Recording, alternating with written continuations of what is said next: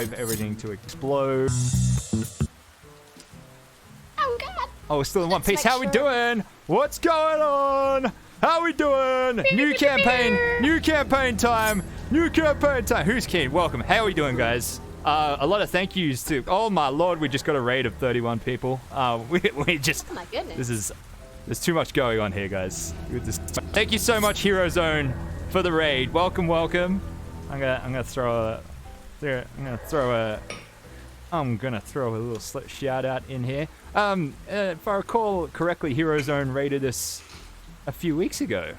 Thank you for raiding us again. Appreciate it. How do I do my? What a great way to start. Yeah, that's a sick way to start. Literally perfect timing. Yeah. My shout out command is broken again. Please go check out Hero Zone, guys. Yeah, awesome D&D content creator. Thank you for getting us to a hype train.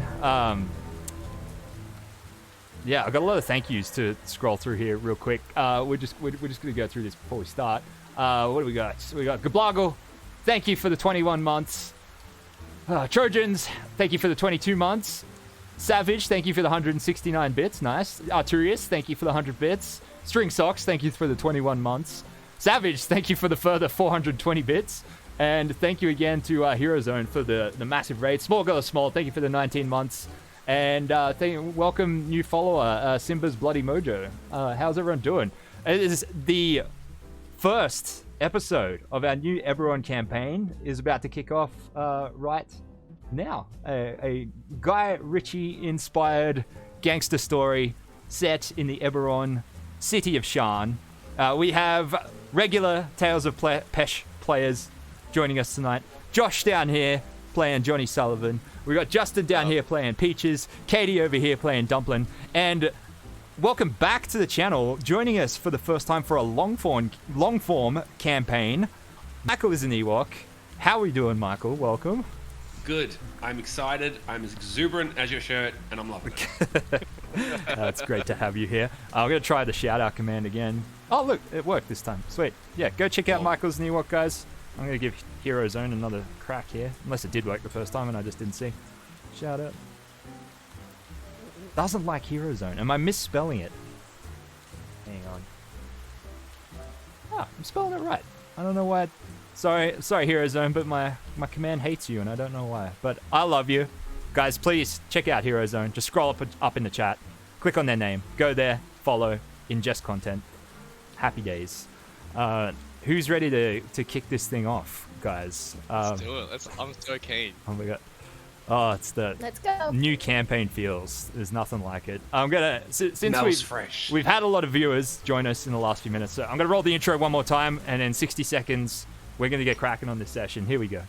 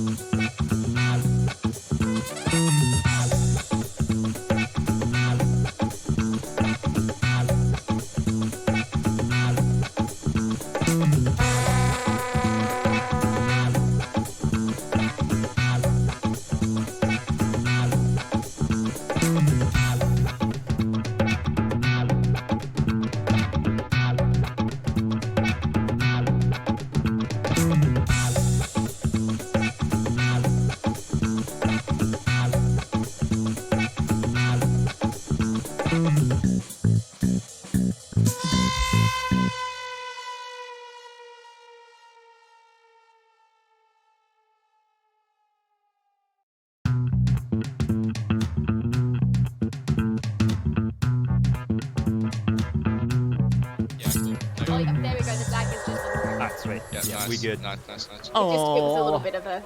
Righty. Here we go. Just changing the ambience up. Like it. Can't hear shit.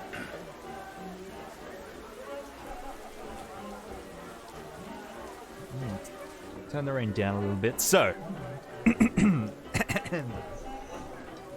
hear it. Let me just. It's there. I know, yeah, I can see that it's played. Oh. I can't. I don't know. Check your boundary volume. Oh, Try doesn't refreshing. matter. No, it doesn't. It doesn't. All right. So. I'll get too distracted. It is a torrential, rainy night in the city of Sharn. Located on the hilt at the edge of the Dagger River, where it meets the sea. The port side. Enormous metropolis of Sharn. And we find ourselves... I'm going to pull up the map here. I'm going to bring everyone in the map. We find ourselves in the Middle Menthis district of Smoky Towers at a Boromar clan-owned casino known as the Rough and Tumble.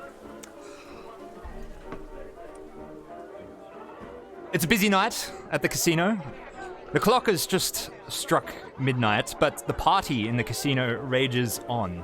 We have people from all walks of life coming together to get in on the games of dice, games of cards, enjoying a drink at the bar, watching a show on the stage. And we're gonna zoom into the bar here. Oh, first I'm gonna bring everyone into the casino map.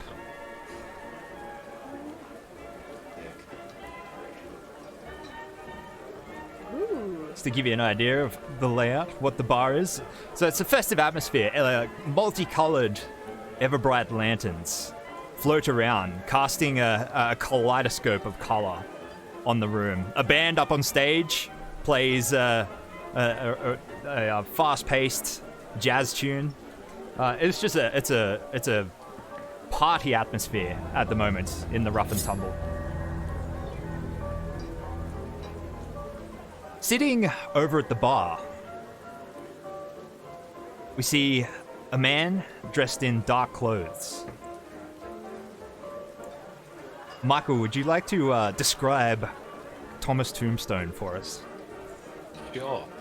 Thomas Tombstone is a mysterious and brooding man, recently coming to Sharn and getting involved with the Boromar clan.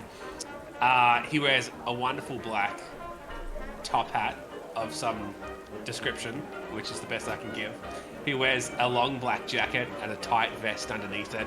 He's a man that looks rather nice, rather proper, but there's an overall aura, I suppose, of if you would come close to Thomas, that he's not one to be trifled with, and turning to look at people, they would notice that he has one blue eye and one purplish eye glowing with some sort of strange arcane energy, perhaps. All right. So Thomas, you just said, does Thomas partake in the alcoholic beverage? He has a quiet beverage here or there. He's certainly probably having one now. What is Thomas's poison of choice on this evening? Probably some type of strong whiskey. All right. He's certainly not influenced at all by me playing Bloodborne. Let's say that. All right. The best, I think the best D&D content is plagiarized from other stuff, I would say.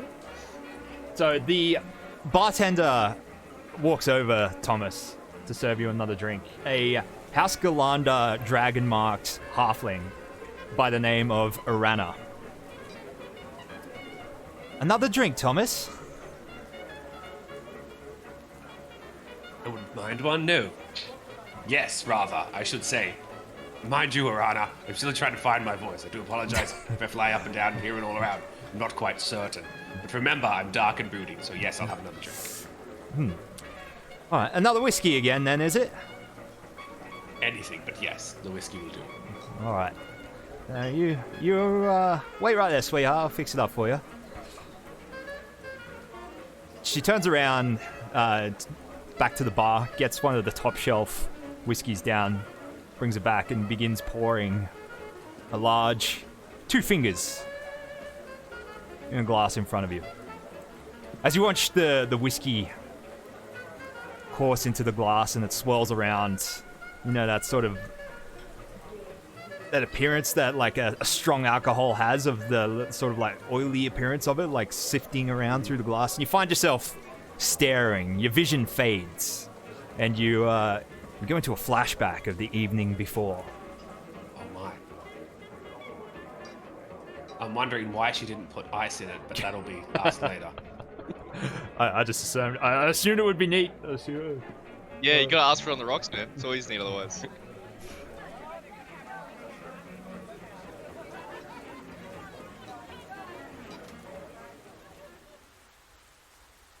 I'm gonna say it was rainy the night before as well.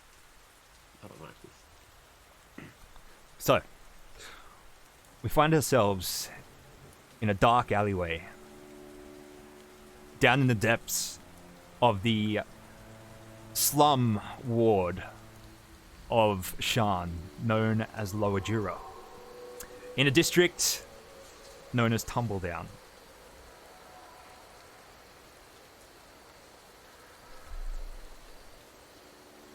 We see a goblin dressed in a brown trench coat, frantically running round a corner and up a narrow alley, heavy breathing, panting, frantic. He looks over his shoulder. He runs towards the edge of the end of the alley. Behind him, we see a dark figure casually walking up the alley behind him. It is Thomas Tombstone, in a calm pursuit of his quarry. The goblin stops midway up the alley, turns to face you, Thomas. Why are you doing this? What you got against me?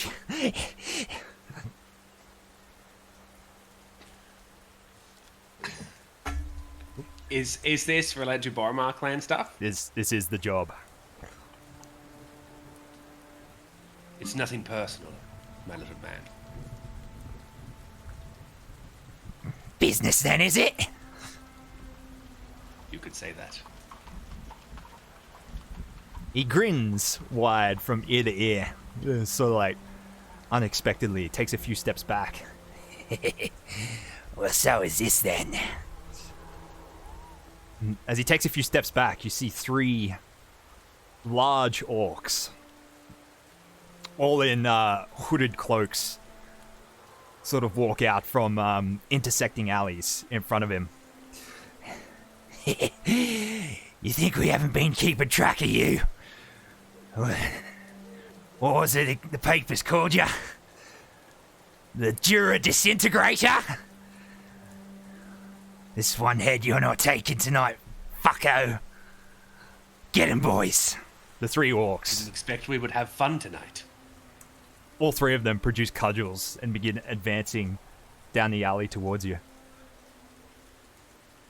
We're going to drag you onto the this scene here.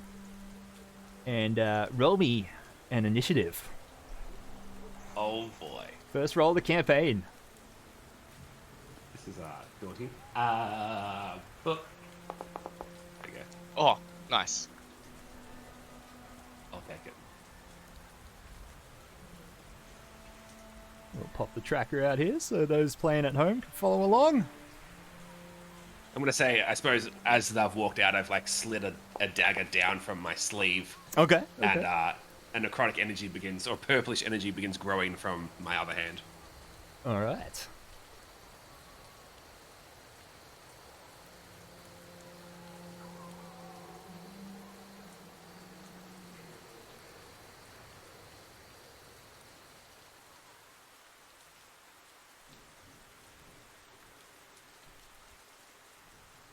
Waiting for the combat music to kick in.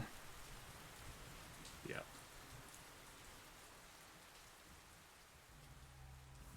All right.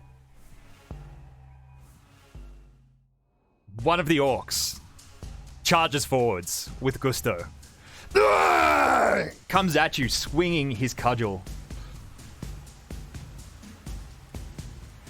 Okay.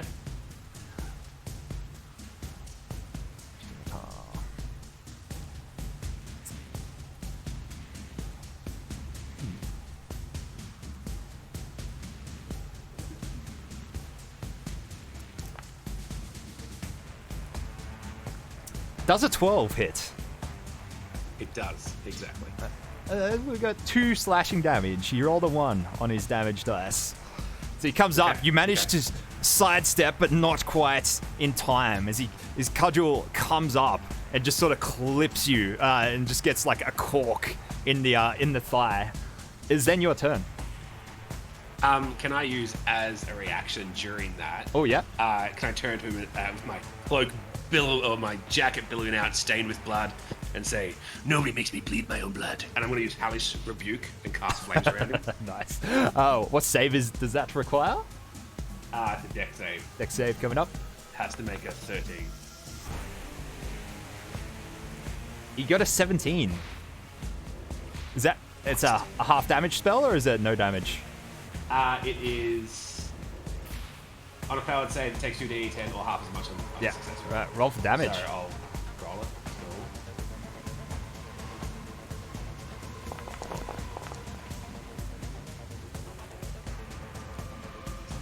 All right. 16 damage. Half to 8. Halved, yeah. Sick. All right. That's what is your what is the hellish rebuke? What's it look like? I suppose there are the visions of many souls wrapping up around the orc and dragging at its body and pulling down at its skin and its clothes and trying to pull it down to the ground, and it's almost like a pot at the bottom, like a heated stovetop at the bottom, as it sort of like scalds his feet as he's pulling towards it. Nice. He screams out in pain. It has hurt him. You see, it's like his skin sizzling. He almost doubles over and then sort of comes back up with a pained groan. Although that was my reaction, right? Oh, it is your turn. Yeah. So yeah, my bad. Yeah. So, do I know that his name is Peaceful? No, they're just like monikers. Yeah. It's not actually his name. Because he's about to meet war. And as a result, now that he's taken damage, on my turn, I begin holding my hand furthermore towards him as he's getting scalded by these flames, and he hears these bells begin ringing throughout his head, and I'm going to cast Toll the Dead on him. Toll the Dead. Wisdom saving throw? I believe, yes.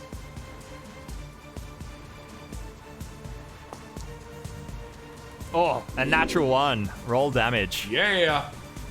So, I assume it should do it in Foundry, but it's a D12, it's a D8 if they're... Yeah, D12 if he's hurt. Yeah. Does this do... Oh, that just says the D8. Should I just roll a straight? Yeah, just roll D12, yeah. Oh, yeah. Max damage. You don't mess with Tommy, I'm just saying. Describe it as you dispatch this orc in front of you. Dispatch? Oh, man. Yeah, he just begins holding his head as he's dragged down towards these hellish souls that are trying to consume him, as his head sort of like just buckles beneath the weight of all these bells and then just explodes out. Oh, dear. All right. Anything further on your turn, Thomas? I think that's it. All right. Is there a distance between us? Yeah, it's about 20 feet between you and the others. I'm gonna, like, if I'm in an alleyway, assuming maybe there is, just back up about 10 feet onto, like, a trash can or something. Get, like, just a bully, like, I'm not retreating, but I'm just gonna sort of, like, just a little back jump. Yeah. Cool. All right, so as you just destroyed their point man in just a display of sorcery, the other two like stumble for a second, and they took a few steps forward in advance, and then as they saw their comrade pulled in and crumpled under the weight of your power, they sort of falter for a few seconds and look terrified. The goblin behind him is like, "What are you waiting for, you grubs? Kill him!" The one of them just sort of reluctantly walks forwards, weakly waves his scimitar at you. Oh, 21 to hit. Yeah, that'll hit. 7 slashing damage. Cool. Should I have been taking this off mine, or are you doing it? Oh, no, yeah, you track yours, yeah. All right, yeah, cool. Sorry, how much was the first one? So 9 total, including 2 from the first 9 one. total. Yeah. All right. He ain't so tough after all. The other one runs forwards.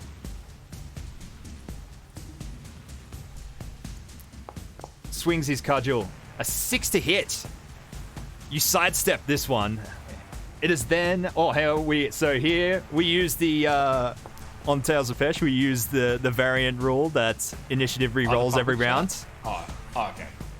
One of them has taken... The one that charged forwards and missed. He comes up with another follow-up attack. This time hitting. A 19 to hit for 5 damage. Assuming a 19 hits. Is your armor class? That's indeed. Okay. So, my AC is 12. okay. All right, cool. It is then your turn. Awesome. So with the rain trickling down, the brim of my hat looking all badass, I'm gonna say suddenly Tommy, with the camera behind Tommy's back, he suddenly rolls up his sleeve and a reddish purple energy begins glowing around the alleyway. And putting my wrist forward, I'm gonna hurl an undulating, wobbling mass of chaotic energy at the one directly in front of me. All right. I'm gonna cast Chaos Bolt towards All right. Roll it. Oh, God. Oh, no. A 7 to hit. The rain, it gets in my way. Your Chaos Bolt fizzes out as you try to go to fire it off. Just as the two advancing on you just distracts you and you're unable to get it off in time. Anything else?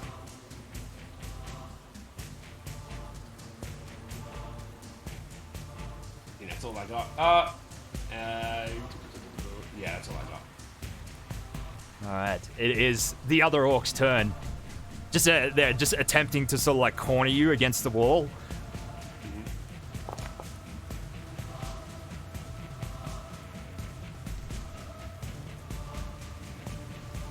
He's going to make an attempt to grapple you.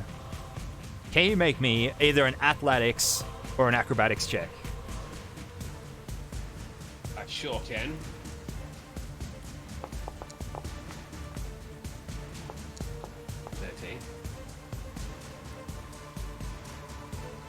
Opposed by a 16 on his athletics check. With one hand. What are these goblins? He grapples you. These are orcs. Orcs, brother.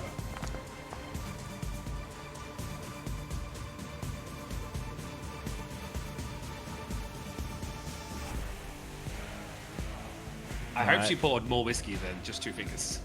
if I'm somehow alive in the future.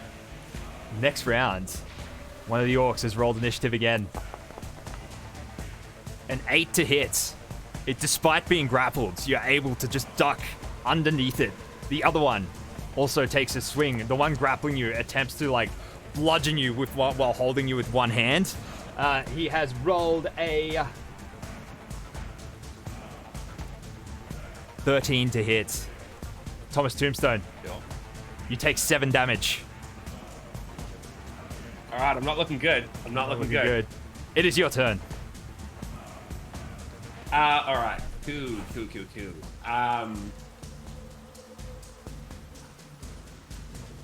Now, I feel like this is meant to be my fall from grace, but I also feel like I need to get out of this situation. I'm going to...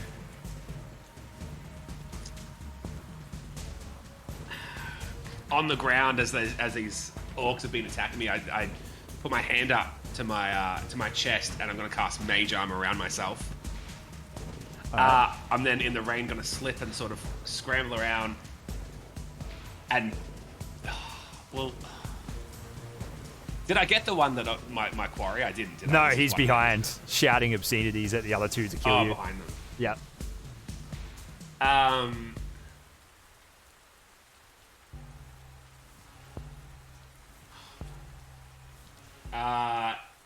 All right, I'll just stand up to my full height, cast Mage Armor, and just say, "Bring it on." All right. Next round. I'm going to die, aren't I? Initiative remains the same. Here comes. I believe you, Thomas. Believe in the dice. An 11 from one of the orcs that tries to bludgeon you. The other one. Go. What is your AC now with Mage Armor? With Mage Armor, it is 1 plus my deck, so it's 14 now. 14. A 13 from the other one. You just with the Mage Armor activated, they sort of both, like, with one holding you, they both bring their cudgels down on you and just sort of like the force energy of the Mage Armor just deflects both of the blows. It is your turn. Dick. All right. Tommy's not looking good. He's really got to bring the thunder here. So at that, I look. Neither of these. I've not damaged either of these, have I? No. Both are looking fresh. Okay. Looking fresh, huh? All right. I hold my hand forward, and as the rain comes down, it begins to sort of like spark as it hits my hand, and it sort of lights up with all this lightning, and I shoot it straight towards the one that tried to bludgeon me, and I'm gonna cast Witch Bolt straight towards it. I will remind you started with inspiration. Huh? Right. I sure did because of my excellent character sheet. Yeah. Would you like to do that with advantage? Can I, if it's inspiration, can I decide once I roll it? Or... No, it has to be beforehand. It has to be before. Yeah. Yeah. I'll use it now then. All right, go for it.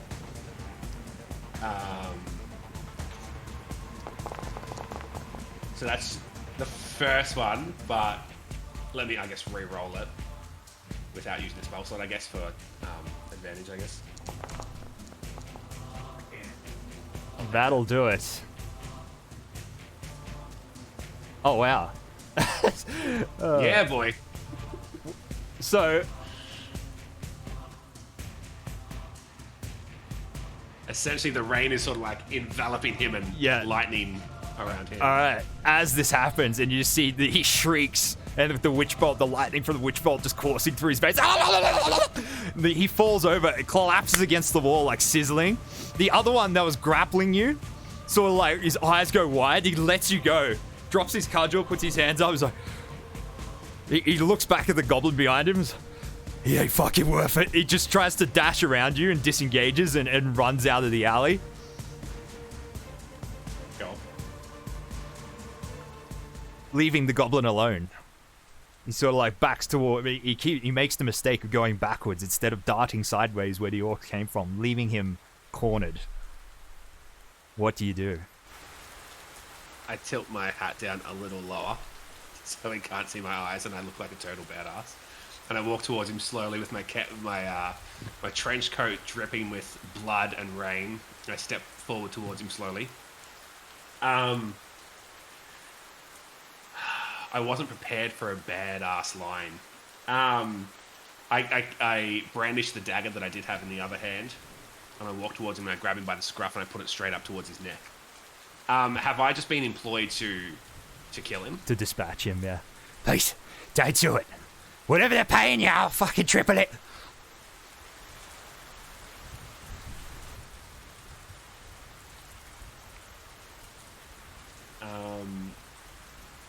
I just say, don't fuck with the Barmars, and I slice his throat.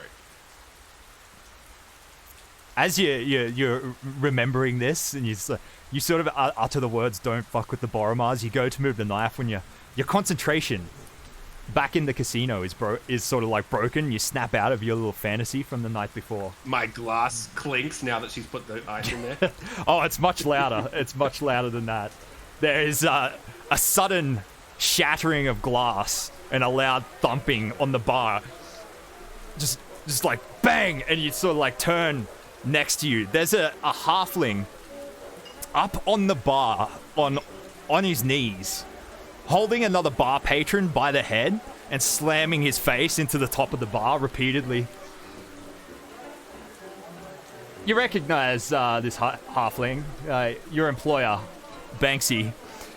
He's got this guy by the head, just repeatedly smashing his face into the bar. He's like, "What did I tell you about minding your manners?" And he like lets the guy go for a second, like breathing heavy. He looks over at you, Thomas. He's like, "All right, Thomas."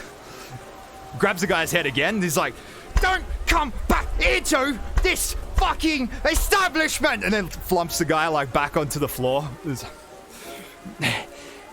Just a regular night, I see, Banks. Oh, fucking prick. Spits on him, and then like Banksy like gets off the bar and walks over and like props himself up onto the seat next to you. Tall one, please, Your Honor. Appreciate that. All right, Thomas. How you doing? Look like crap. I feel that crap. Heard you got to a little bit of a scrap last night, trying to do a job for old Banksy. You didn't hear anything last night. Oh, Nothing happened. I fucking heard, because I'm pretty sure the goblin I asked you to kill is still up and walking around. Wait. Or am I thinking of, well, what was his name again? Oh, fuck it. Have you got his head? Well, of course I do, but not here. Oh, fantastic. Knew I could count on you, Thomas. You haven't let me down yet. I reach into my coat and I drop like, not his head, but like a thick piece of flesh with like orc, or was it? It was a goblin, but it was protected by orcs. Is that right? Yeah. Or no? Yeah. Like scalp I drop is the like word this. you're looking for. The scalp, exactly. Sorry, I'm not a murderer. Fuck it. Oh, put it away, Thomas. Banksy seems like quite intoxicated. He's like, "Oh, no, Thomas, keep it." Oh, that's nasty. What? Keep it away, please. As I pull it away, it's like. Oh, fuck it all. Well, job well done. Here's your payment, as promised. He like passes like a little pouch to you under the bar. I take it. Is it? Can I feel that there's coin in there? There's coin in there, yeah. Okay. 100 gold always a pieces, as pleasure, promised. Thank you. Right. Don't go far, Thomas. Sure we'll have something else for you prepared sometime soon. Yeah. Here. He slides Arana pours like 2 whiskeys in front of him, and he slides one over to you. Cheers, mate. I clink.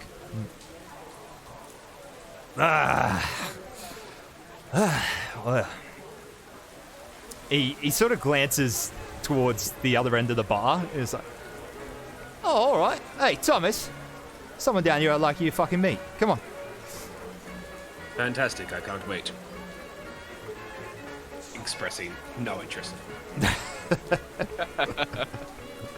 He leads you down the other end of the bar. You spot what should I say? A bronze-haired human sitting brooding over a drink. Josh, would you like to describe Johnny for us? Sure. Johnny is, like Josh said, he's got some like bronzy type hair, very distinctive red eyes as well, which is quite uncommon. Pale skin, covered in scars, but not viciously, but you can tell that he's been in a few scraps. Pretty normal looking clothes, quite just workman's clothes, nothing fancy, but nothing too poor. And yeah, just sitting there having a nice little drink of ale, like just sitting into himself, having a think, kind of staring off in the distance at the moment. All right, Sully. How you doing? Thanksy. Oh, yeah. Man of few words, as always. Sully, meet a friend of mine here, Thomas Tombstone. Nice to meet you. Yeah. Turn towards you, shake your hand, have a sip of whiskey. Name's Johnny. Thomas here does Thomas. a little bit of work for us here and there, you know, the tasteless stuff that we don't like to be seen doing. Thomas, Johnny here, Sully, he's a boy prodigy, up and coming pit fighter. You two should get along. You both look like shit. You both love violence.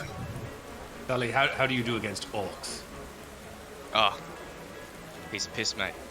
It's funny you should say that. Yes, same. As Johnny utters these words, there's a flashback to the night before.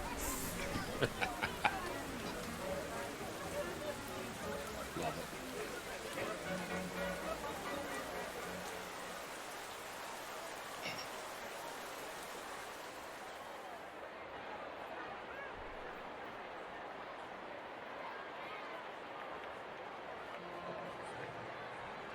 Alright, let me know if my voice mod doesn't kick in, as it should. It should.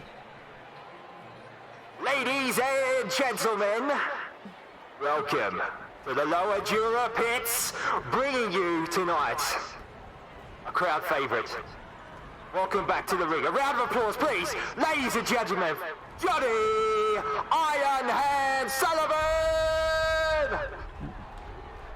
So we see Johnny Sullivan stepping down into the ring. No normal boxing ring. This, a secret underground pit fighting club run by the Boromar clan. More of an underground parking lot more than anything. Just solid cobblestone covered in bloodstains. Johnny, as you step down into the ring, your adoptive father and mentor Hammer sort of like taps you on the shoulder as you make your way in. It looks a bit like this. Well, Johnny, now remember, stop dropping your shoulder before you throw your left, alright? Alright, Pappy. Told you not to call me that in public. Sorry. Alright. I got this. He's a sack of shit. I'll drop him just like one. Just be careful, mate. Fight with your head, not just with your fists. I've heard stories about this bloke. They don't call him killer for nothing. Just another ring in the belt. Let's go. Crack my knuckles. He sort of gives you like a fist bump as you turn around. And ladies and gentlemen, a new challenger. All the way from Drum. Put your hands together. Make some noise for Killer! The other side of the ring, you see pushing his way forcefully through the crowd. A very, very large orc.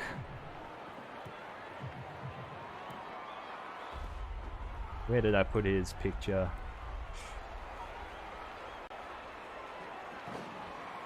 Ah, there it is. Sort of covered in tattoos and scars, cloth wraps around his wrists. He sort of like just generally just knocks half of the bystanders over as he pushes his way through the crowd. He's like, out of me fucking way! He sort of steps into the ring. He like looks over at you. It's like, I came all the way to Sharn for this. This fucking whelp. You ready to meet your end, boy? You talk a lot, mate. Well, let's get to it then. Bring it Round on. one. Ladies and gentlemen, are you ready for blood? The crowd's like, "Ah!" Are you ready for bone? The crowd's like, "Ah!" It was- Fighters, begin! Let's go. Switch quickly back to here.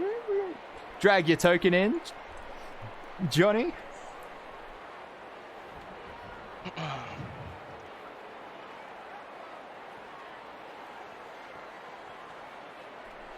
And roll for initiative. Where is it on this map? It's a wall. Initiative.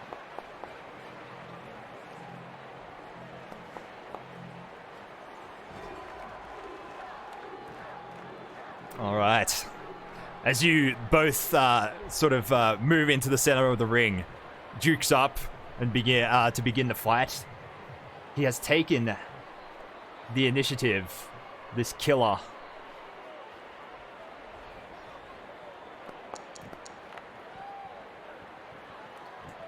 That's an 11 hit. No, it doesn't. He moves forwards and just like with a strong like doorbuster kick just out the front, attempting to catch you in the stomach. You easily sidestep it. I think he may have multi-attack. Does he? He does. He follows up with another strike. He attempts to leap forwards and elbow you. Does an 18 hit. Yes, it does. You take 8 bludgeoning damage. Ooh. It's then your turn. What's the best way to do to remove HP in the app again? Sorry. In Foundry? Yeah. You can right click on your token and then just take it out of the. Yep. Sweet. Yeah. Because if I do -8, it takes out 8, doesn't it? Yeah. Yeah. Sweet. Nice. Cool. All right. Cool. Soft. My turn. Flurry of blows. Can I use that as a bonus action? Right. It's been a long time since I played a monk. It's been a while since I've used a monk. Yes, Is it I a think bonus action? you make in your regular attack and then use the And bonus then- action to make a flurry of blows. Yeah. Yeah. Cool. Oh, So and- I'm on strike. Kenshi Dark has given you advantage on this attack roll. Oh, my boy, coming in hot. Does the shifting work as well on this? It does. Yep. That's for straight edge though. It's Oh, wait, which straight edge was Kenshi Dark referring to? I'm not sure. Oh, did he actually? He gave it to. Oh, you dick! I He assume literally gave it to the MC. I assume he meant Johnny. Did he? No, he doesn't. Oh, he doesn't. He doesn't. Okay, right. There you go. Sorry, Oh, not with I remember advantage this. then. I remember this That's betrayal. rough. So That's unarmed rough. strike, and then flurry of blows. An 18 will hit for 3 damage, and then make your flurry of blows.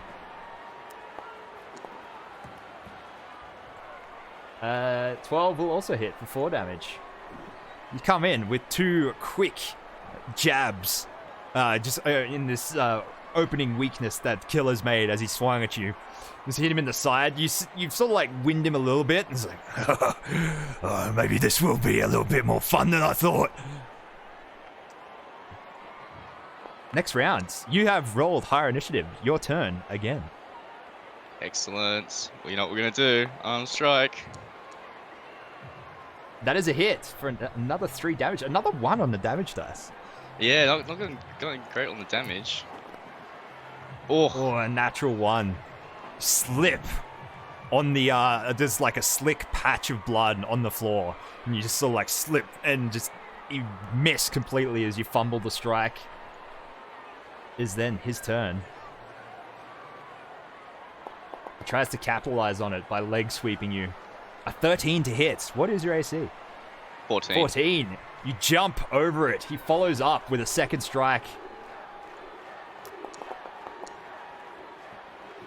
A 15 to hit this time. Oh.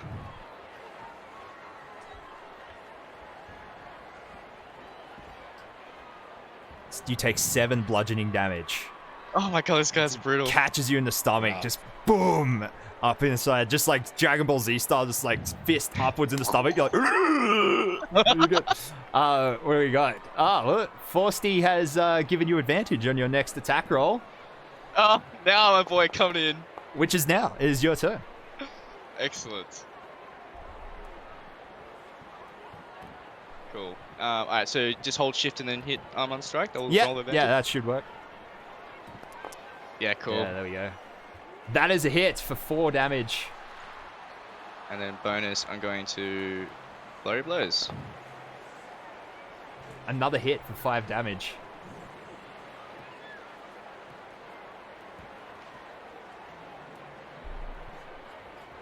You got this. Right. I don't know. It is then.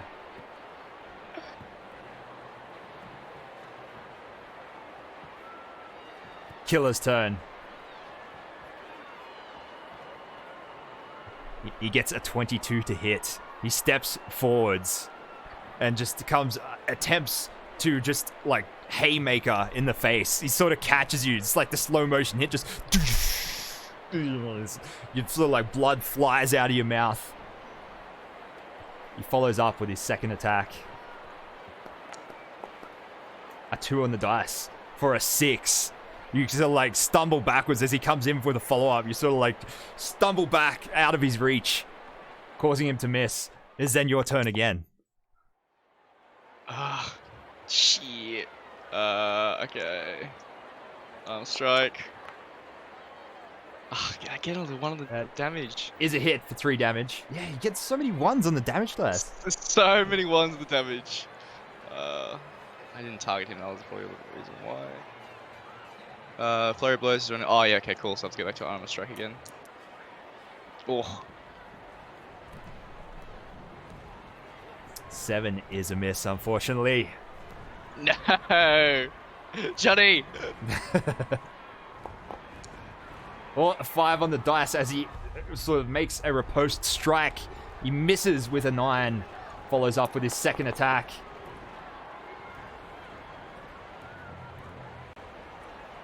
Got a 22 to hit. Johnny.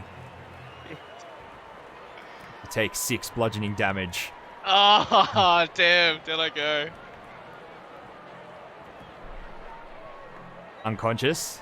Yeah, unconscious. All right. He sort of like knocks you out. He,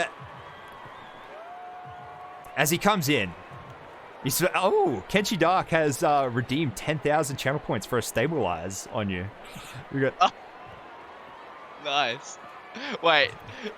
So, I don't trust you though. Is it not hang the on, other you guy? said wait. You said Yeah. wait.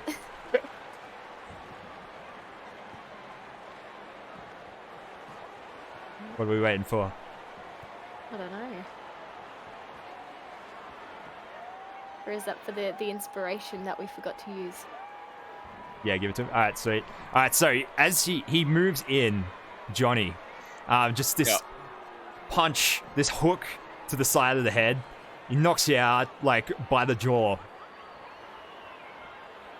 You're knocked down with Kenchi Dark's stabilize that he's given you.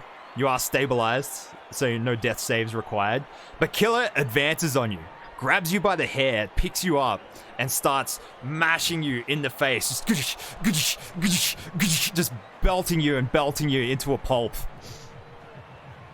The crowd is like, they're sort of like screaming in disapproval, being the crowd favorite, the local boy, sort of screaming disapproval. You see, your vision starts to fade and go blurry, and just like with the blood like flowing into your eyes, and you see a large green-tinged arm reach out from the side of Killer, sort of grabs him by the neck, and he gets dragged backwards, his head slammed into the ground. You hear his skull shatter against the cobblestone floor, and the crowd suddenly just goes quiet.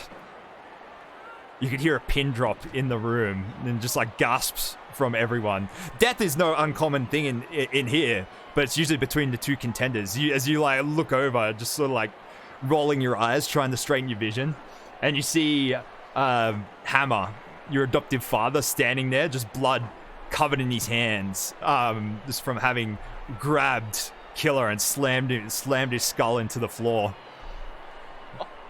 The crowd doesn't know how to react. There's a few brief moments of silence, and then some half-hearted cheering from the crowd, but then you hear angry, disapproving rants about people losing their bets and bets being null and void and things like that. Killer sort of like comes over to you, and he's, oh, we better get the fuck out of here, boy. Get up. Get up. What did I tell you about dropping your shoulder? Not now. You sort of, as you glance over to the side of the ring where Killer entered from, and you see another orc, like a very stringy, skinny orc, nowhere near the size of Killer, just sort of slowly walking into the ring as Hammer drags you out. And you see the orc sort of drop to his knees in front of Killer's limp body. That's sort of the last thing as you see as you're dragged into the crowd and out of sight.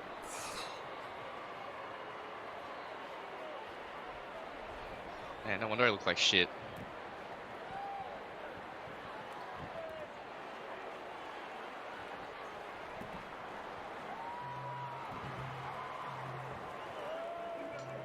Snap back to the casino.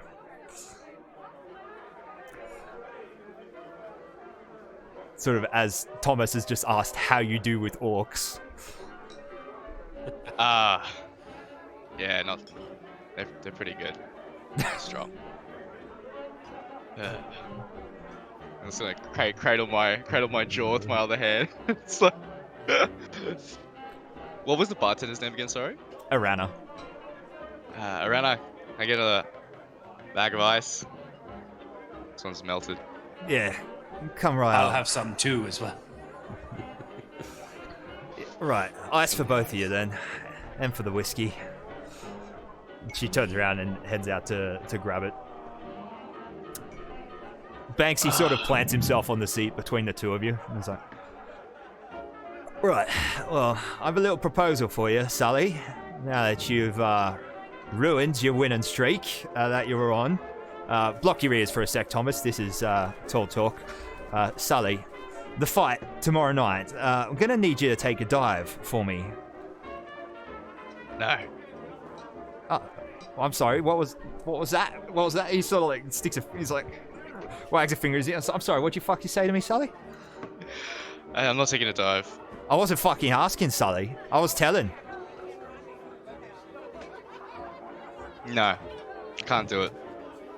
You can't? You can't fucking do it? I'm sorry, are your knees locked into place? Can you only fucking stand up and walk around? Looks like you're sitting down to me right now. I just need you to do that tomorrow night, I don't Sully. fucking want to do it. How would you prefer that? You listen I don't here. want to do it. You fucking listen here to me, cunt. And he sort of like grabs you by the scruff of the neck and pulls you in close. You just feel like the beer breath like wafting out. The spittle comes out of his mouth and he talks to you. He's like, you will take a fucking dive tomorrow night, or you'll be taking another kind of dive later on. You know what I'm fucking saying? Fucking lets you go. And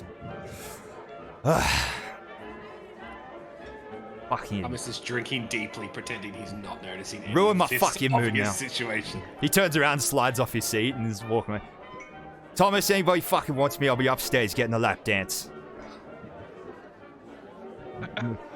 Arana sort of like brings over Banksy's new drink for him as he's walking off. She's like, Banksy, here's your fuck off, Arana. And he like walks off and like across the casino and upstairs.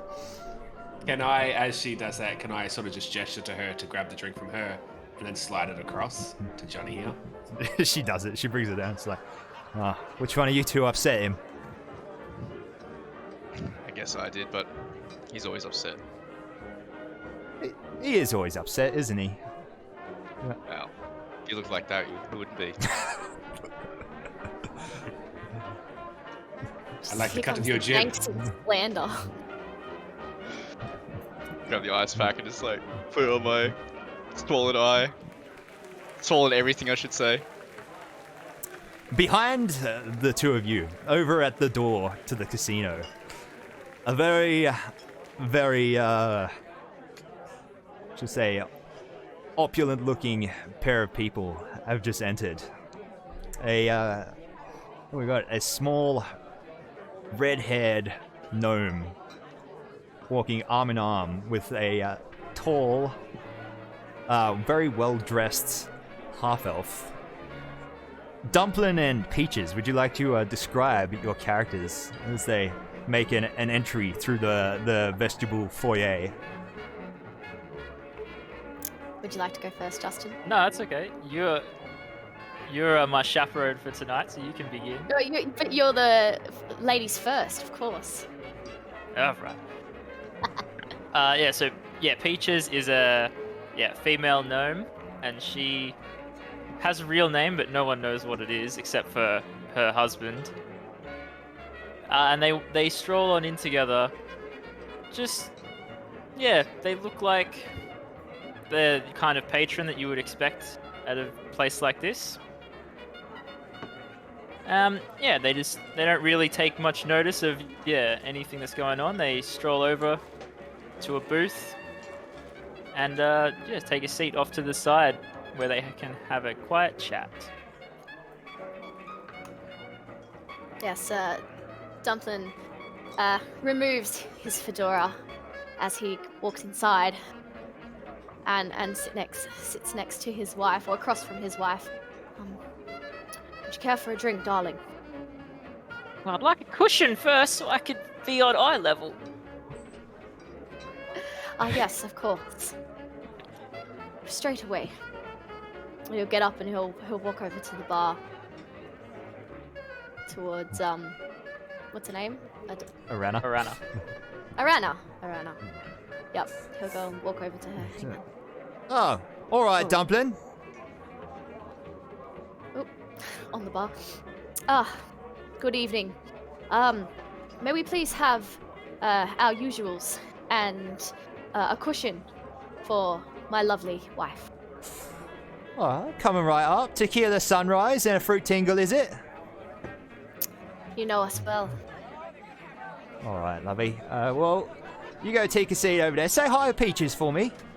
I'll have the drink sent Will over. do. Thank you, darling. He'll walk back over and... Does she give the cushion to him, or will she bring the cushion? Sure, someone will bring it over. Yeah. Alright, cool. Yeah, he'll walk back over. All right.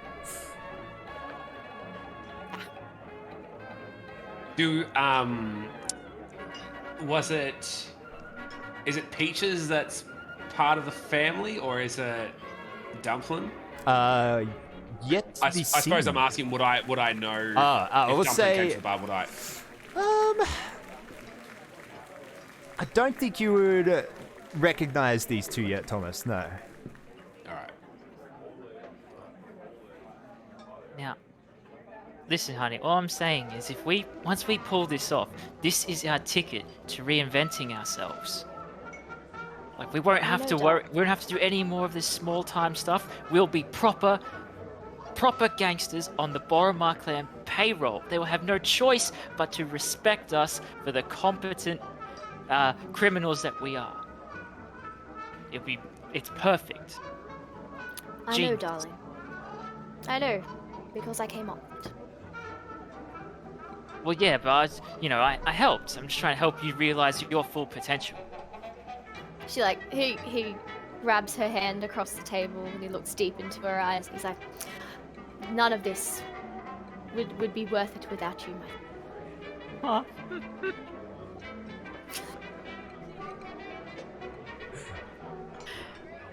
It's just us being a couple in real life, but in D&D. Let's go. Disgusting. Well, Erina comes over with the 2 drinks, another waitress in tow with a cushion. This sort of like, right, who ordered the drinks, and who ordered the cushion? Oh, for the lovely lady here. Ah, of course. Who do you think ordered it? Well, I didn't want It's to all make right, an darling. assumption. Some people just want to be comfortable. Anyway.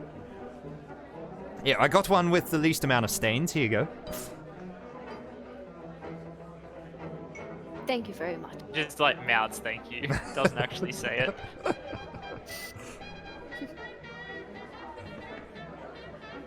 She can now rest her elbows like on the table. Your drink, darling, of course. To us, our new beginning.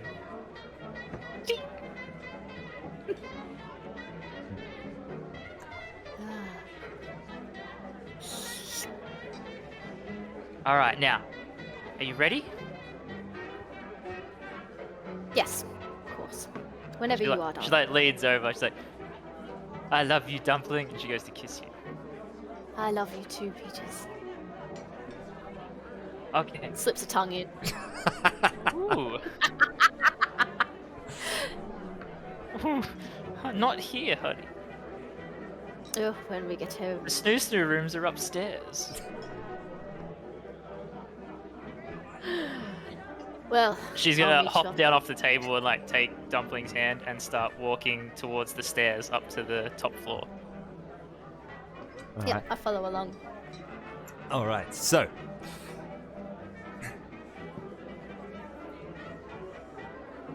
as you cross the floor over towards the stairs, there is a bouncer standing in front of the stairwell that leads upstairs. Very, very beefy-looking Goliath, with sort of like a tied-back ponytail and a really lame goatee, also wearing a fedora. So like standing there as the two of you walk over. Well, what do you two want?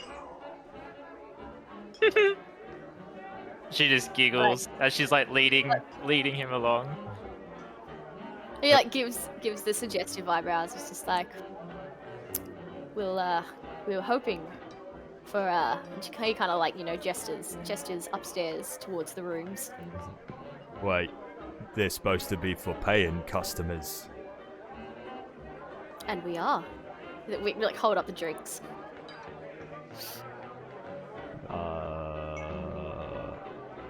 No, boss told me that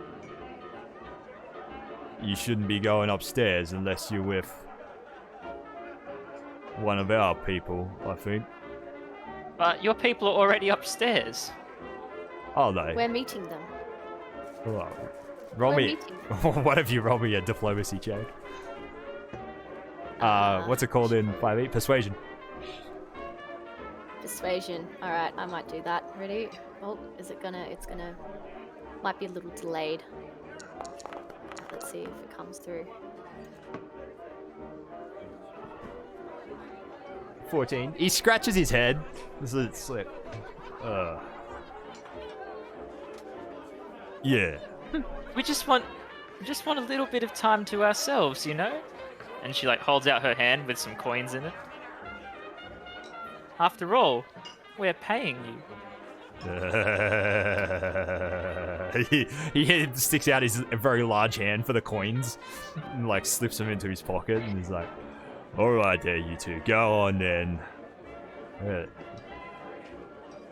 But she like starts like running up the stairs. He like slowly just not trailing behind her, but I'm very dragging you by the suave. hand. yeah, I know, but I'm trying to be cool about it. Like turns back and gives the bouncer a wink. Where's my sneaky jazz playlist? Here we go. Sneaky jazz. Sneaky jazz. Alright, so. It's snaz. That's what it is. It's snaz. Snaz. So keep that one going in the background. We're gonna muffle it. Alright, so the two of you make your way up the stairwell. In front of you, we'll load the second floor map just to get a visual of how it looks. In front of you, a long hallway. So from the you have managed to sneak up here before, so you know on the doors on the right hand side are storage rooms followed by the emergency suites, but you know at the end is a sort of meeting room with a large window that overlooks the lower floor of the casino, and then a door leading to the manager's office. How would you like to approach this?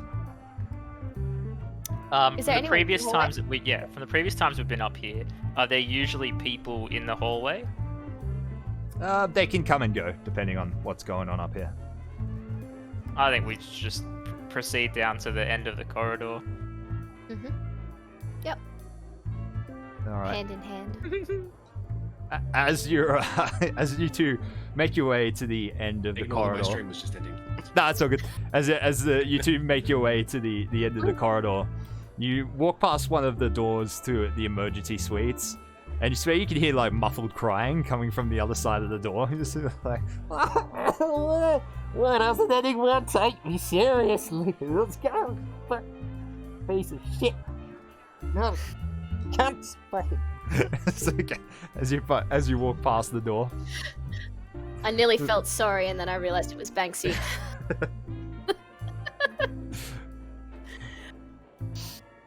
Kind of keep walking past All right. towards towards the meeting room. All right. So you make your way around the corner out to the meeting room. At this point in time, luckily vacant. What would you like to do? Peaches is gonna proceed over to the door to the manager's office. Is it locked? She's gonna like just gently check it. It is locked. She like turns. She's like, "Alright, keep a lookout." I'll kind of go over, I guess, to the window just to make sure no one's looking up. And is there anyone kind of down there who could like have, you know, a really good eye line to us? Can they see us, or is it just we see them? It is a one-way mirror. So no one on the other side down in there can see you standing at the mirror. Yeah, you are aware of All right, that. cool. Yeah. So I'll just kind of stand, you know, around the doorway, just kind of giving a little peek and listening out. Yeah. All right. And then Peaches is going to. Well, she doesn't have to kneel down because it's probably at about head height for her. She's going to go up to the lock and she's going to cast Acid Splash on the lock. All right. Gentle darling. The real Gentle, acid. remember. The goggles, they do nothing. Roll me a. It's probably. Roll me a perception check. Peaches.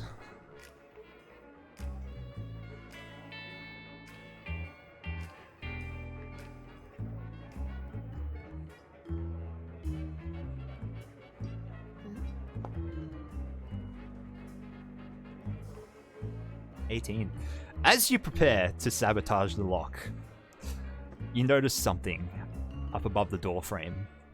A small, sort of almost invisible to the naked eye, magical glyph, indicating this door was installed by House Kundarak, Masters of Security.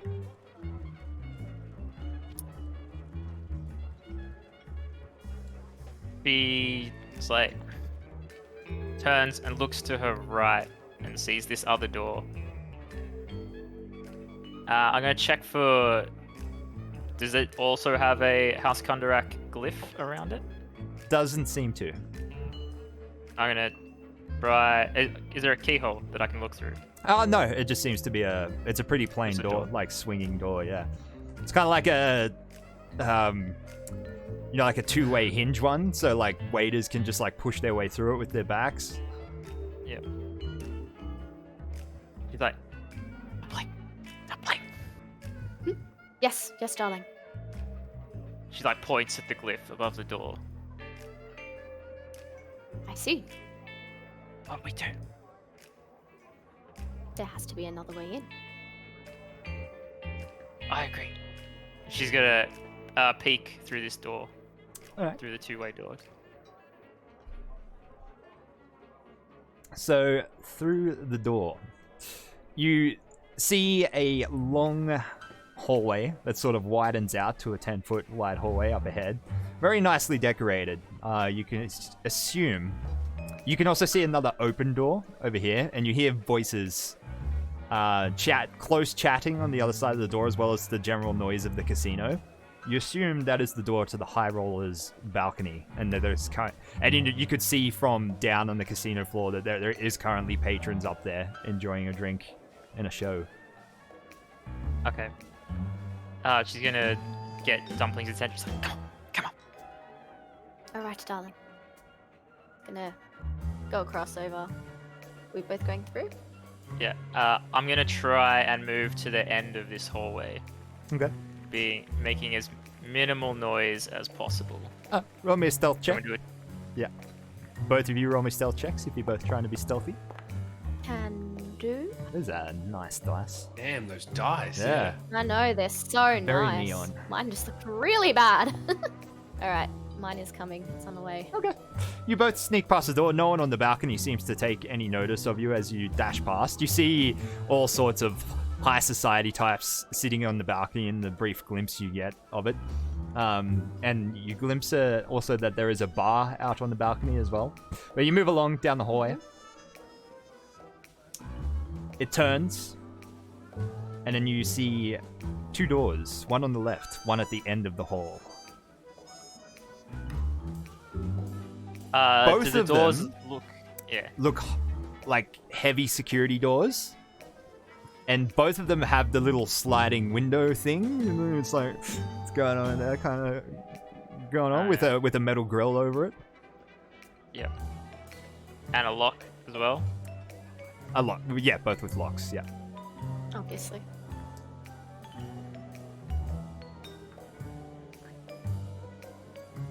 He's like, which one?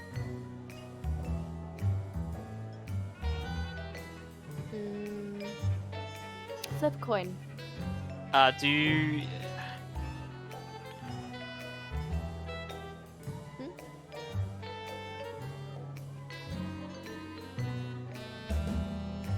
is there...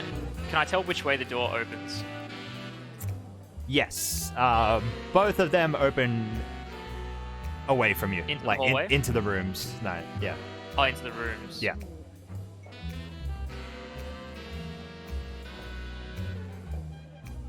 Alright, we're gonna try this one. Can I do what I was going to do before and acid splash the lock? I check for glyphs. Alright. Roll your perception check.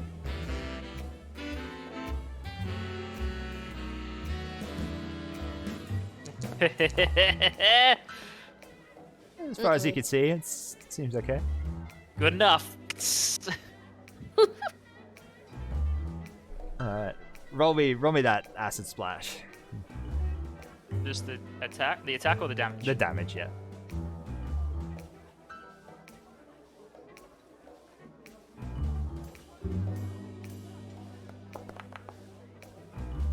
Whoa, what's going on with that D6?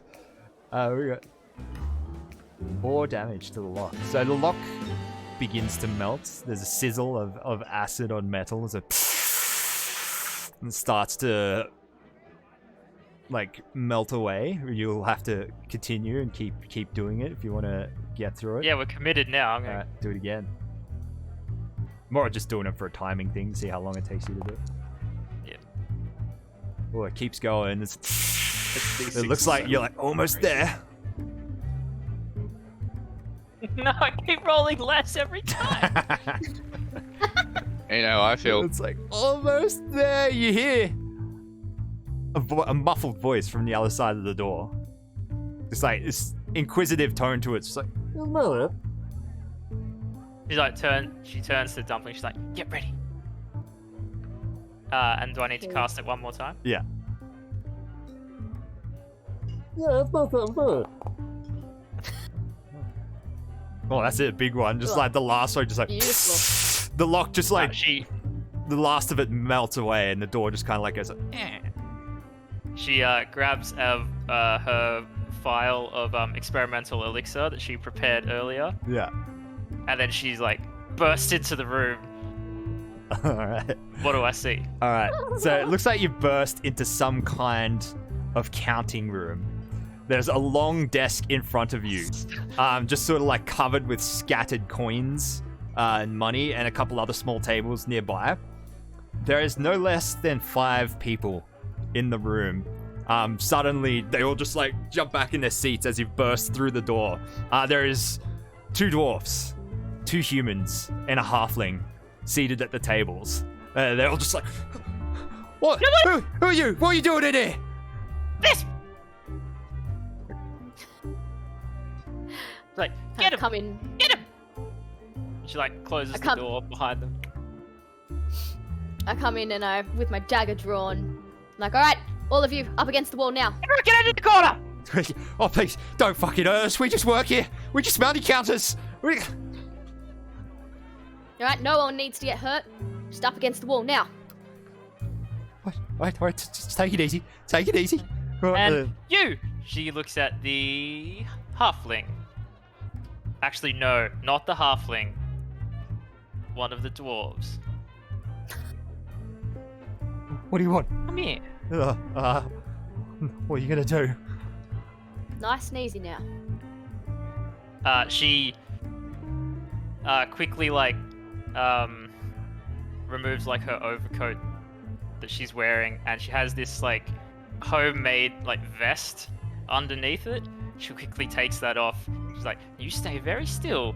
And she like threads the vial of experimental elixir into it, and then gets a little clockwork device, which is just like, yeah, a little clock with a hammer on it. She's like, and she like attaches it to the vest, and then she goes to put the vest on the dwarf. And so it's basically positioned so that the hammer will hit the vial and break it open. Okay. Does it have a timer or anything? Or is... Not yet. She's Okay. like, that will start next time I touch it. What are you doing to me? What is this? Well, if you stay there, nothing's gonna happen. He's just like, he just looked like he's just He's just like, it's like starting to hyperventilate. And... She's like, shh, it's okay. And now she's gonna quickly look. How's the money being brought up here? In various different things. There's like kind of, it's very Bags? piecemeal. There's bags. There's small She chests. just starts funny bags, just like. One of the other dwarf against the wall turns around. He's like, you know what you're doing. You know whose fucking casino this is. Of course.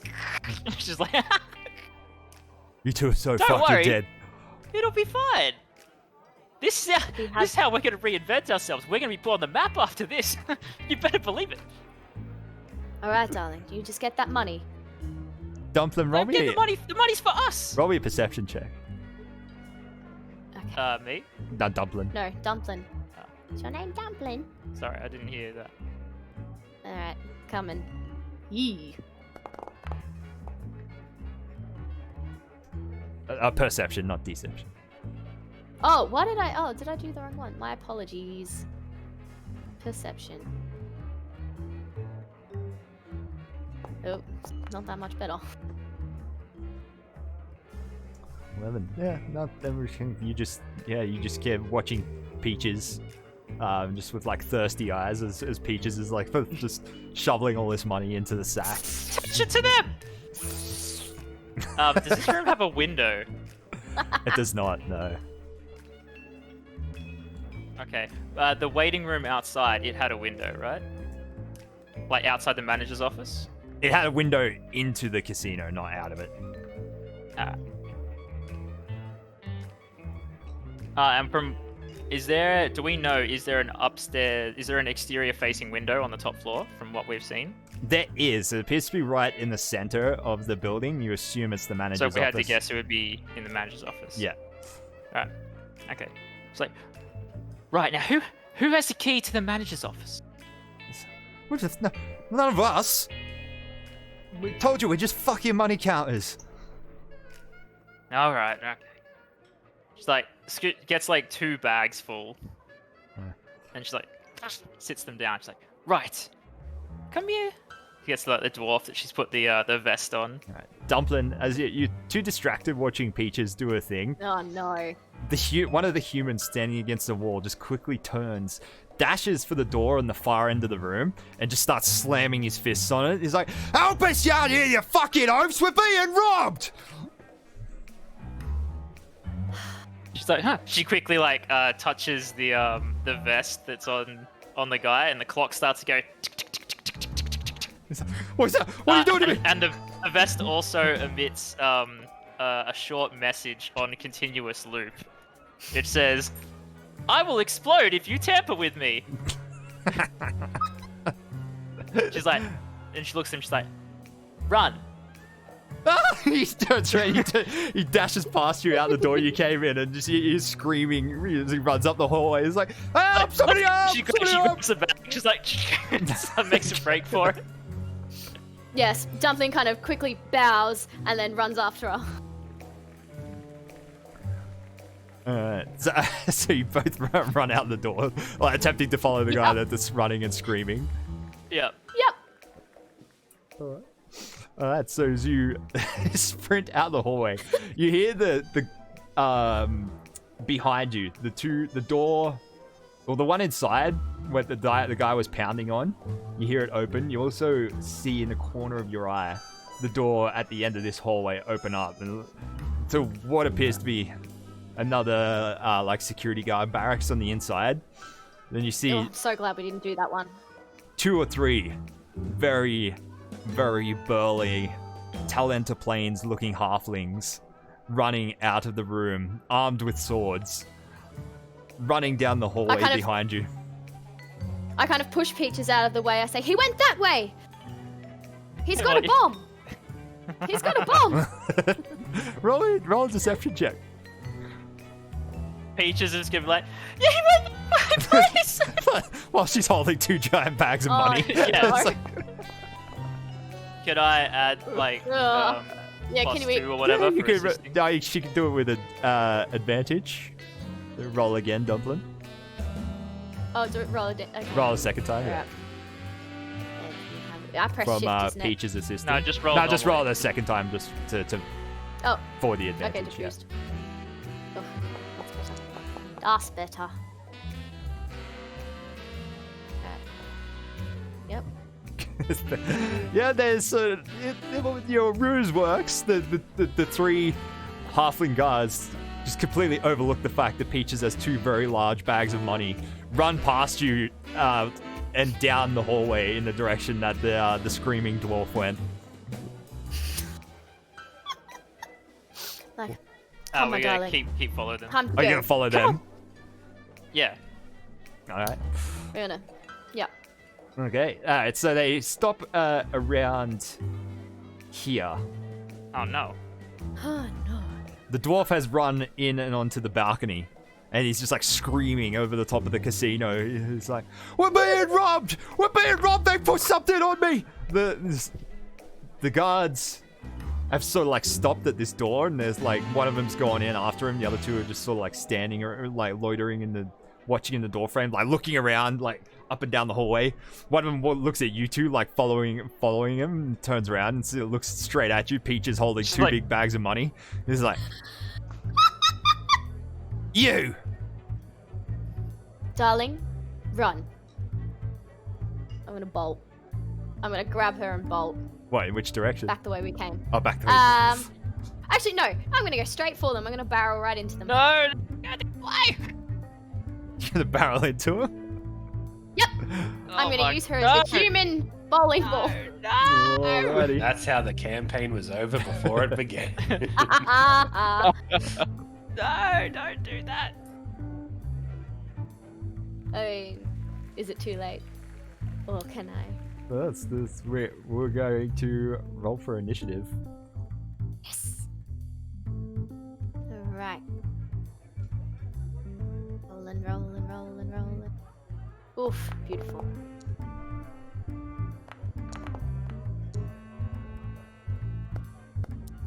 Let me put on my combat jazz playlist. I love how you have a combat jazz playlist. All the subgenres of jazz.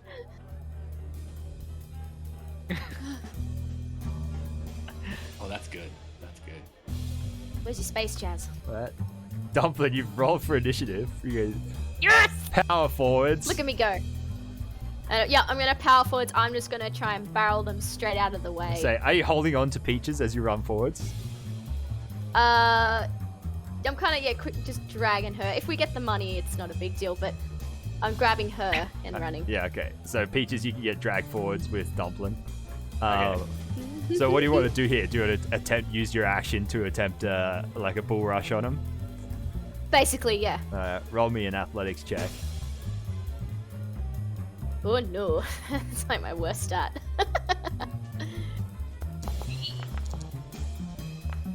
Oh god. Yee. Ooh, a 5 opposed by 15.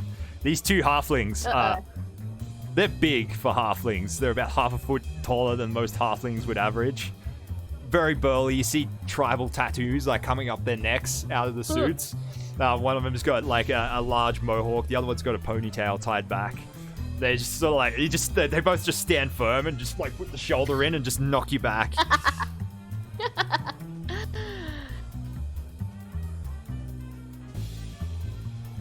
Where do you think you're going, you thieves? One of them lunges at you with his sword.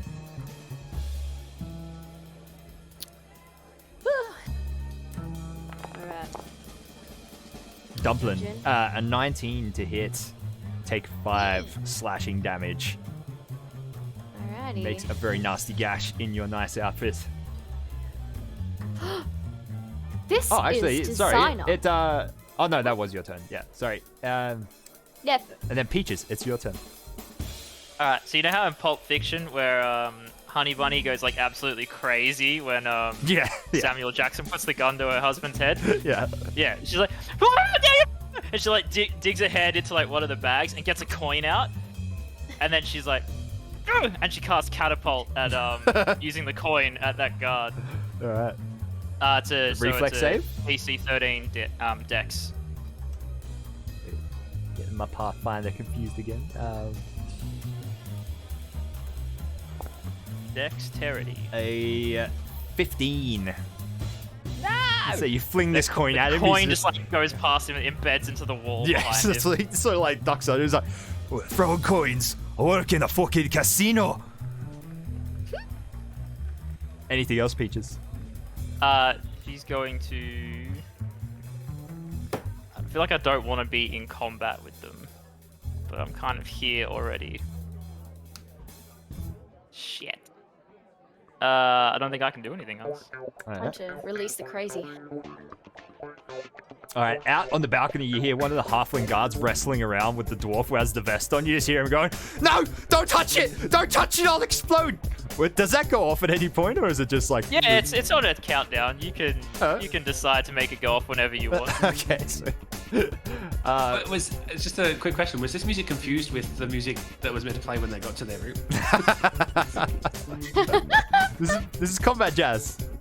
This is combat jazz. Oh yeah. I see that. Yeah, the other guard lunges at Dumpling with his sword. Ooh, a 22 to hit. Dumpling, you take another 5 slashing damage. Why did you run towards them? Peaches, it's your turn. What I did. Oops, that's not the right thing. She is you know what? Just gonna do the same thing to the same guard. He's like, after he's like laughed at her, he's just like.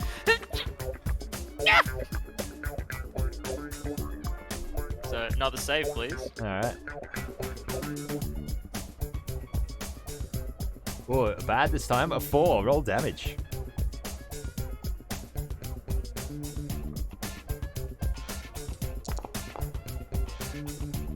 Oof.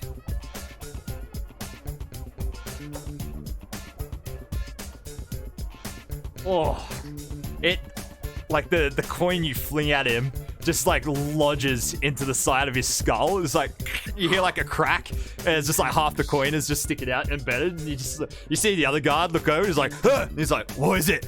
Ah, nothing. And then it's good. Anything else, Peaches? Nah.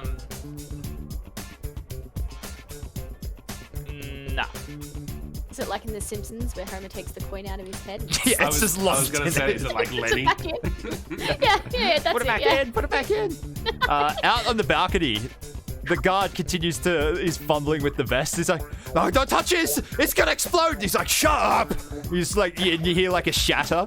Roll a d6 or whatever it is for your elixir. Yeah, it's D6.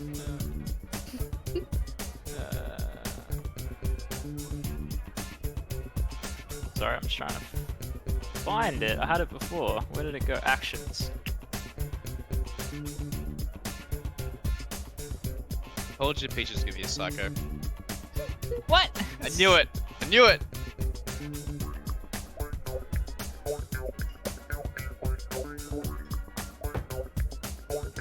There we are. Sorry. Oh, good.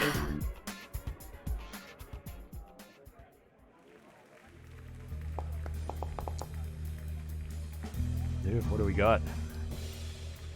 That is swiftness. Speed increases by 10 feet per turn for 1 hour. Nyong, nyong.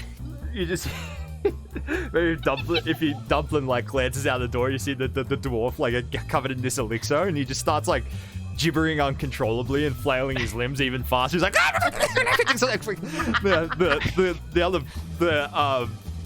other halfling is like, hold fucking still, stop moving. All right, the one of the ones that has been attacking Dumpling just continues thrusting with his sword with savagery. 13 to hit Dumpling. Jesus. Hits 7 slashing damage. Ugh. Oh. I don't think I'm doing too well. Okay.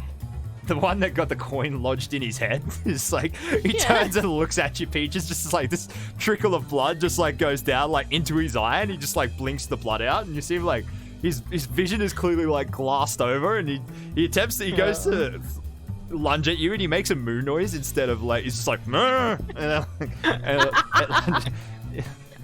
brain damage. He lunges at you with his blade.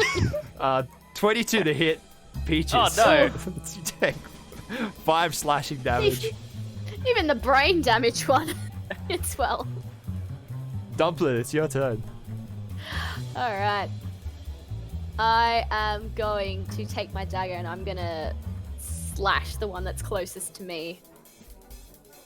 The one in the doorway or the one in the hall? They're both close to you. Oh, okay. The one that's... Which blocking our exit? Is that... This one. Yeah, alright, the one that's blocking our way through. Where are you? Where are you? Here you are. Eee. So you don't get your sneak attack damage. That's Huh? I don't know. I didn't... not against that Would it- one. She would against the south one, but an 8 doesn't hit. Okay. I don't... Oh, yeah. I It, didn't... it auto rolls the sneak attack damage, which is Oh, okay. which is That's fine. cool. You can turn it on and off with a button in the Beyond 20 extension. Alright. Ah, that's too many buttons. A miss. Anything else? I'm gonna jump backwards, like kind of pushing Peaches behind me, like, you know, further back. And I'll be like, stay away from my wife. That's Okay. it. I mean, like, you know, trying to be chivalrous. Yeah, and yeah, that yeah, bullshit. Out on the balcony, you see, sod it. You hear screaming from the dwarf that has the vest on, and you just hear like he screams, and then he makes a Wilhelm scream, and you hear his scream like fade as though he's going over the edge of the balcony. You see this, no! "Ah!" And then like a crash from down below, followed by screams from down in the casino. Is that overlooking the area that we're in? Yeah, so down in the bar, Thomas and Johnny, you just see like a dwarf fall from the upper balcony and land down in the dining area in front of the stage. He crashes onto one of the tables and just like with two patrons sitting there having a meal, they just like scream as the table collapses from the dwarf falling on it. Is he still Piranha's on like already fast mode? Is he still? Still Yeah. what? He's still on fast mode. He's Yeah, still on still- fast mode, oh, so he's yeah, still yeah. like. Oh, he's unconscious, so he ain't on fast mode no more. As,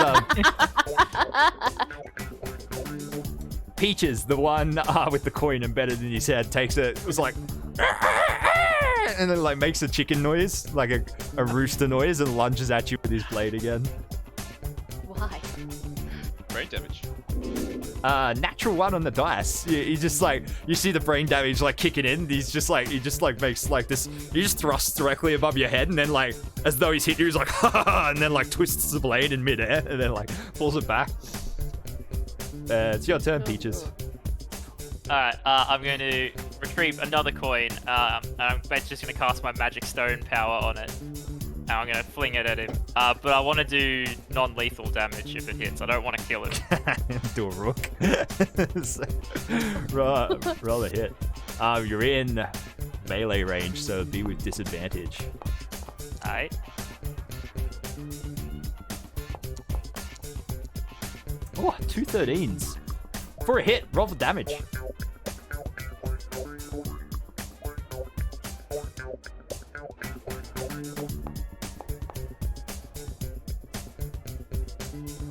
Alright, 5 damage. So with precision, the coin you fling hits the other coin that's already embedded in his skull and like knocks it out. You see like blood begins to spurt out of his wound, and he just kind of like slumps against the wall and it's just like he just goes limp and like slides down the wall into a heap. And then can I shut the door out onto the balcony? Yeah, if you like. Yeah, so walk over like, and then is there some way to lock it or fasten it No, shut? it's just like it's another waiter door, so it's just like 2-way hinge, just like. I'm just gonna hold it then. Alright, the one that's been slashing at you, Dumpling, continues to attack. God, Lord. Uh-oh. A 14 to hit, Dumpling, you take 5 damage. Oh no, I'm not doing well. I am not doing well at all. I haven't made you last this long. Yeah, I know. I mean, this is pretty new for my characters. I never last long. You two have got to be the dumbest thieves I've ever seen. Perhaps. Dumpling, it's your turn. Alright. He's on his last legs. He's gonna just go straight for the slash again.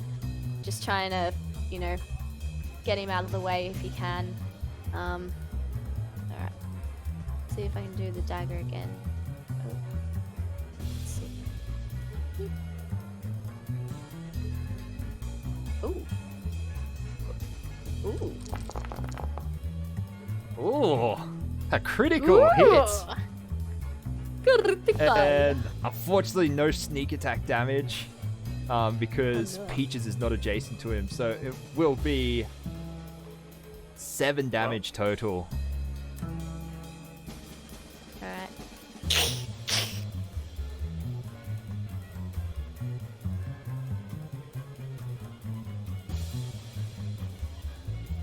But a precise hit.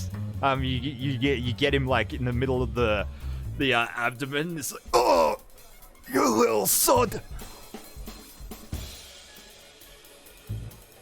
It's your turn again, Dublin. Ah, look at us go. Alright, I'm gonna grab Peaches and I'm just gonna drag her through the corridor back the way we came. What? No! Get the money, dear! He's not dead, the guy you attacked. Yeah, I don't want to kill him. I Oh, don't wanna okay. Alright, are you gonna use your action to disengage? Or... kill him. So you don't get Yeah, opportunity if I attack? Yeah. Alright, cool. Alright, well then you can move your movement speed up the hallway, dragging Peaches behind you. Yep, come on, darling. Oh, you He's can't, just you won't like- be able to go past him. You can go away from him. Oh, not past Yeah. him? Yeah. Okay. Why'd you think Yeah. we could go? Alright, yeah. We'll see if I can kind of move him out of the way. If he's kind of doubled over, I'll just be like, bonk, push him over. Alright, so you want to attempt to knock him over? Yeah, give him a little push. Yeah, roll Sure. an athletics check. Worst one. Yee. 3. Oh, he didn't do too well either, but he got a 5, which is higher. You attempt to shove past him. I'm not done with you yet. Oh, fuck. It's his turn.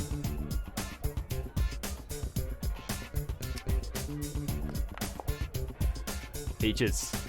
A 16 hit. He slams the pommel of his blade into the top of your head as you attempt to push past him. You take 3 damage. And are knocked unconscious. Peaches, what do you do?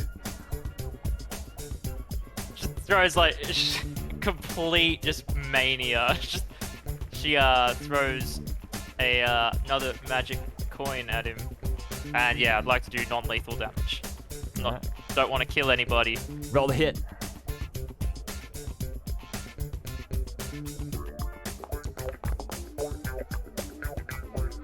That's a hit. Roll damage.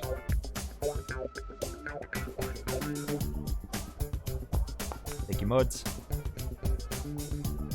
8 damage. How would you like to dispatch this halfling bouncer? She's just gonna like, yeah, just this fury of seeing her husband knocked down. She just like throws it at him, and it like, you know how in South Park, how Butters gets hit in the eye with the shuriken? Yeah. It's like- yeah. And then he's just like, and he like runs into the wall and knocks himself out. Alright, done. He collapses on the houseplant next to you guys. So you said I was unconscious, yeah? Yeah, you are unconscious, yeah. Yeah. Yeah. Anything else, Peaches? We still in initiative order? Yes, there is someone tugging on the other side of the door that you're holding onto.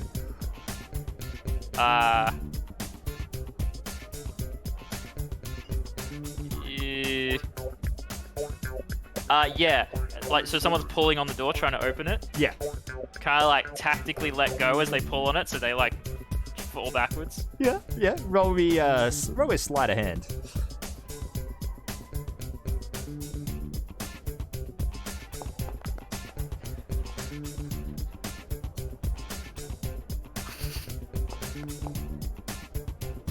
That'll do it. You like pull on it as hard as you can, and then just like let it go. And you hear like a flump on the other side of the door. It's like, Yeah, nailed it.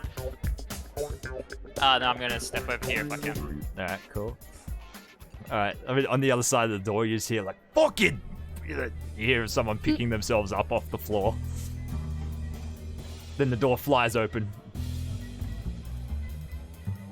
You see, it's like this manic-looking halfling, like already overcome by bloodlust from throwing a dwarf over the balcony. He just steps through the door. He's like, "What the fuck?" He hasn't like noticed you two at this point. He looks in, sees one guard like collapsed against the wall with a coin in his head. Sees the other one like slumped over, a coin in his eye, slumped over the houseplant. A spilled bag of coins on the floor, like next to you, and then like you two, like Dumpling, like unconscious against the wall, and you standing in front of all of them. He just like charges forwards and just attempts to grapple you. Roll me an athletics or an acrobatics. His mic keeps cutting out, so you guys can't hear all of the deranged screeching that's happening. Oh. Must be the Discord's like noise prevention thing. It's like, absolutely not, thank you. Ooh, that'll do it. You managed to slip underneath him as he attempts to like crash tuck you against the wall.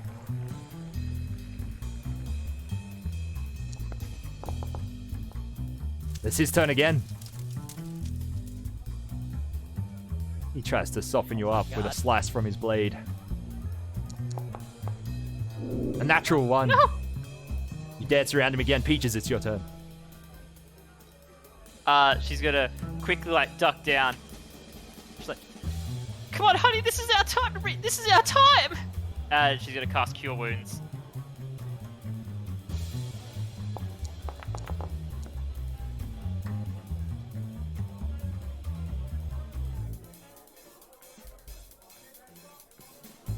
Alright, Dumpling, you gain 10 HP. He lives! Hang on, it's I'm stuck on... This man death is saves. assaulting me! I'm stuck on death saves. It's telling me I'm dying. You gotta add 10 HP back. I can't. It's not letting me. Oh wait, never mind. I'm dumb. Ah, so dumb. So dumb for real. It's double base though. Alright, so he's gonna kind of... Am I... No, I'm not... It's not my turn yet, is it? No, it's Peach's turn again. As Peaches, as you like finished administering first aid to Dumpling, you hear a voice at the door behind you as the waiter door is like slammed open, the one from the meeting hall. See Banksy standing there in red polka dot underwear, just sort of like leans through. He's like, "Fuck is going on out here?"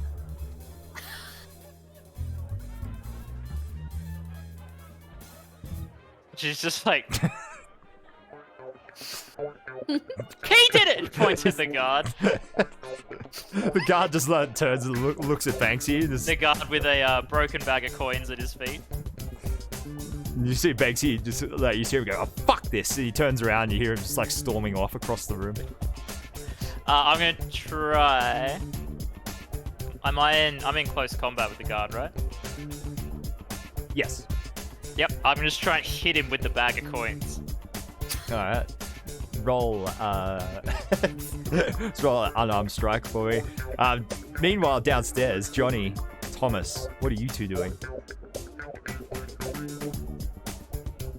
Well, after seeing the dwarf just like slam to the table, I'm just gonna keep drinking. To be honest, like, Yeah, you could assume it's just another night in Sharn. To be yeah, honest. pretty much. It's like Yeah. the classic rough and tumble, you know. Yeah. It's a no from me, dog.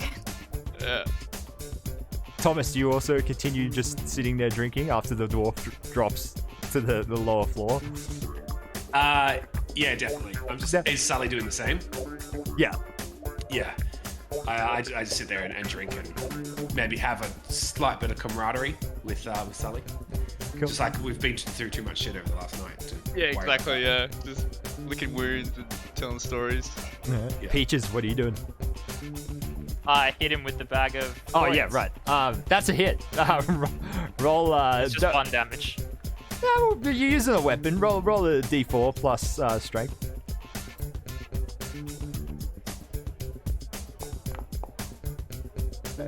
Four bludgeoning damage to the guard.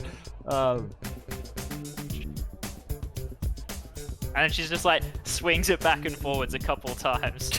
Like, get away! He's mine! It works. You clobber him up the side of the head, and you just see him like stumble a bit, and this is like his vision goes double for a sec. It's like, ugh. Get him, honey! It's Dumpling's turn. What do you do? You muted, Caitlin. Muted, yeah. Let's try again. He, kind of gets himself up off the ground. And he turns around, sees his guard, and he's just like, "Take your hands off my wife." And he's gonna punch him just straight in the face. Yeah. Use the dagger! Roll an unarmed attack.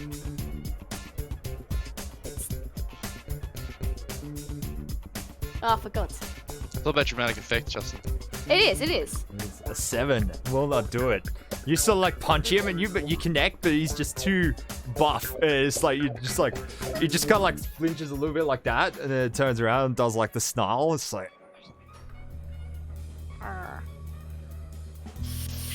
Take your hands off my wife, sir. If you value your life, sir. he, Name's Aaron Burr, sir. he swings his blade at you. A 13 to hit. Dumpling. Take 5 slashing damage. Ah, just got it back.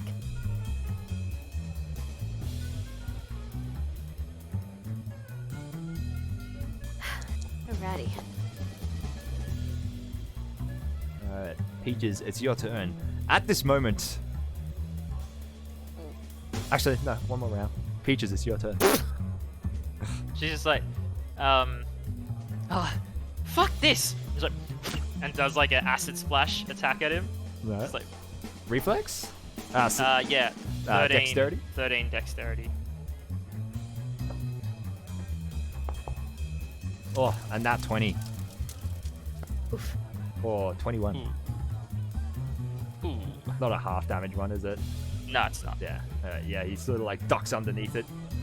Hits the wall instead. It's like...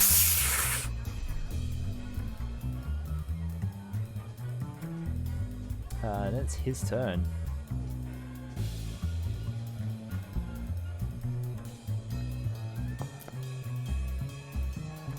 Ooh, it lunges at Dumpling. An 11 to hit, Dumpling. You duck underneath it. And it's your turn. Alright, as I've ducked. as he ducks around, he's gonna determine and just stab him straight in the back. Roll the hit. Alrighty. Oh, come on, mate. It's not happening. 9 is a miss. He parries it with his own blade. Alright, next round. Down in the casino, Johnny Thomas.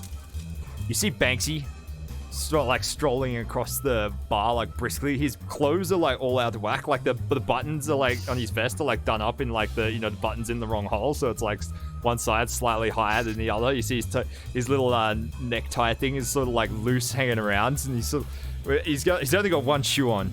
And he's quickly like he's jogging across the bar. He sort of like turns and looks at this dwarf on the crew crashed into the table who's like rolling over. He's like, oh! He runs over. He's like, right, you two, Johnny, Thomas, come with me. Shit. Come with me. Alright. I look at these shoes and I say, that's not normally how you wear those. No lip from you now, Thomas. Come on, time for a quick payday. Drink down. Let's do this. Yeah. Alright. Dumpling, what do you do? Alright. He's gonna try and, he's just gonna try and stab him again.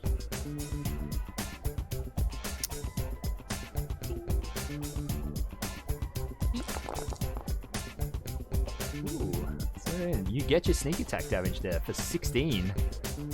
How do you want to dispatch the guard? Oh, I don't really want to. Yes, use the buddy and knife. Yeah. Butt of the knife. Just straight, to the back of the head. Just see your son. Alright, he's knocked unconscious to the floor. What do the two of you do?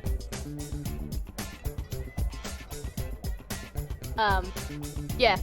You couldn't hear This Justin game's screaming. ruined! We gotta improvise! She grabs she's like, hands the bag, the unbroken bag, to Dumpling, and she starts trying to like pocket all the coins that are on the ground. And we'll say she spends one turn doing that, and then she's gonna bolt back towards where the guards came from. Alright. Yep. Dumpling's gonna follow.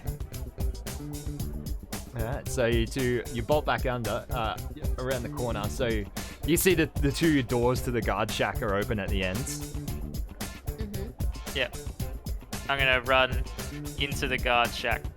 Alright. She's like leaving like a little trail of coins as she runs, and like coins fall out of like her overfull pockets. All right, so you run into the guard shack. You see a door to the south, a staircase going downstairs, and a door in the north that looks like to be some sort of cupboard. There's a weapon rack on the northern wall containing a few blades and clubs, and what looks like the remnants of a card game that was going on the table. Down the stairs.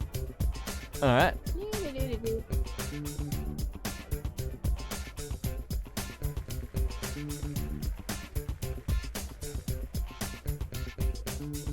That's not where we are. That's not correct. All right, so you run to the bottom of the stairs, and you see it ends in also another cupboard. Hang on. Wait, no, stop. Stop. Oh, sorry. Stop. Stop. Oh, no. Oh no. Oh no.